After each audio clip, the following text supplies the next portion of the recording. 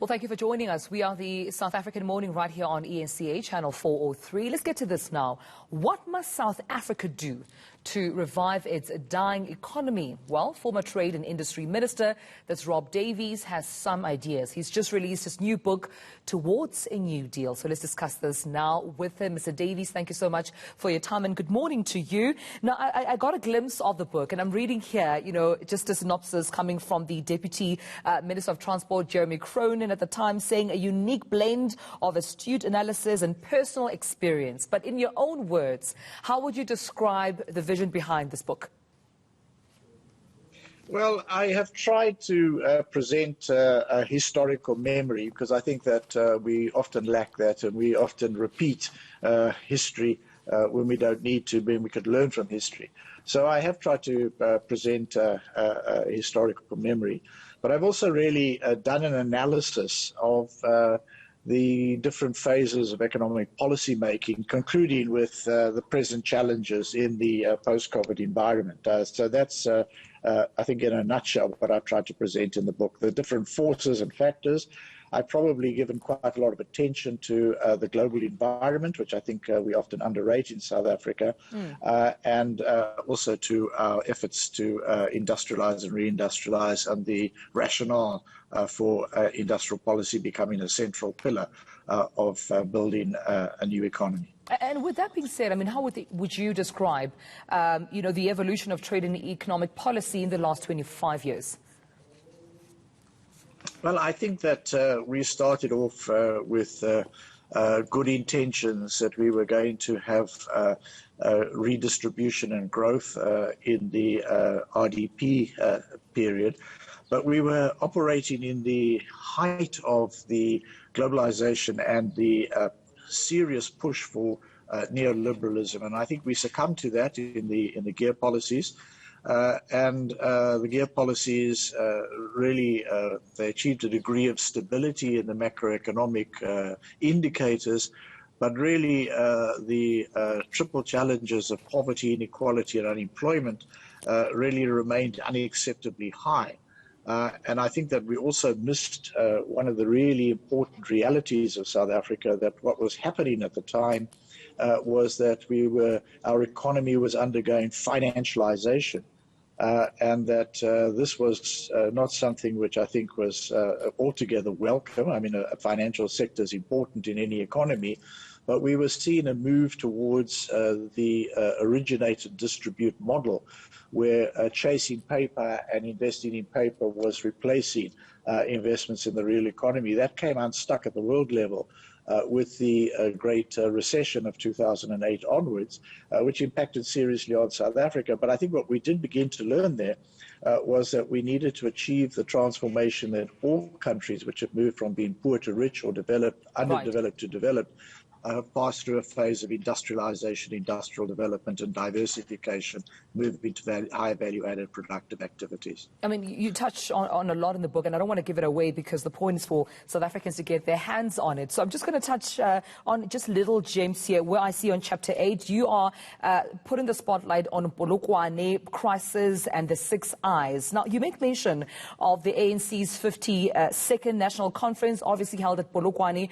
History refuses to remember that time in politics, but also we know that it was then dubbed from Polokwane, subsequently the years that followed, the 9 wasted years. But you are saying that the legacy of the Zuma presidency, even though hotly contested in terms of debates and, just different factions stating their narratives, you're saying it should not be reduced entirely to that.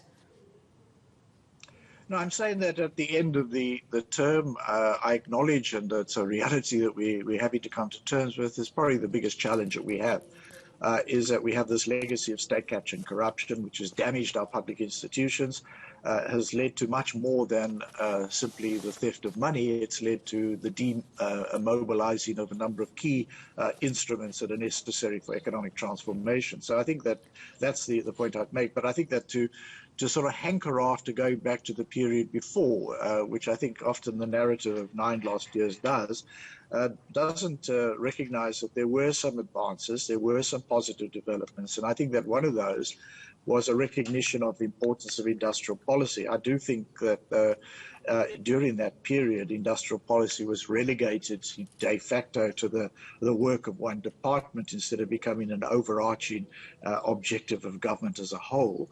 And that many of the things that ought to have supported industrial policy didn't happen because they were contested and there were other agendas in place, not all of them state capture and corruption, but inevitably as time marched on, it became increasingly that. And I think that that's what I want to say. So I think, for example, I mentioned as well that the fight against HIV/AIDS definitely improved during the first term of the Zuma administration. So I think it was a contested terrain.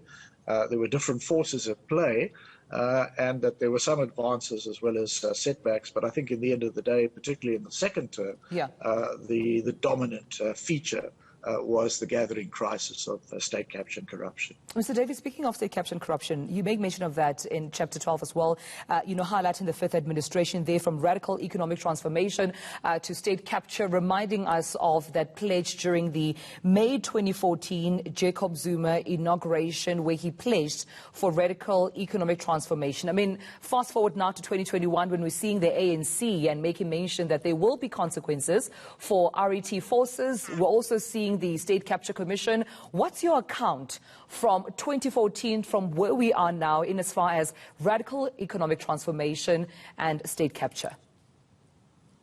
Well, I argue that many of us embraced the definition that President Zuma offered then of major transformations in the productive character of the economy and restructuring it in favor of the majority of the people. He said the largest component of whom are black and female.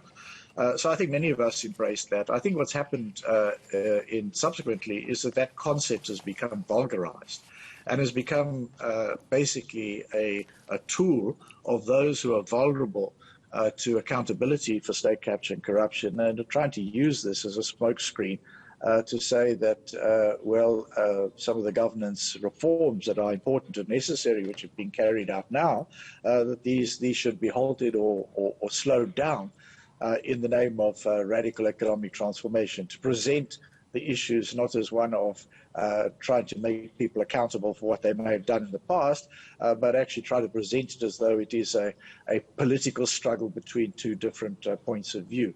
So I think that it's become vulgarized, it's become populist in its tone and nature, and that I don't think that this is going to take us forward if those forces were ever to become the dominant forces and factors in the government of South Africa. Former Minister, which I don't think they will be, by the way. Former Minister Rob Davies, due to time we leave it there, but thank you so much for your time this morning.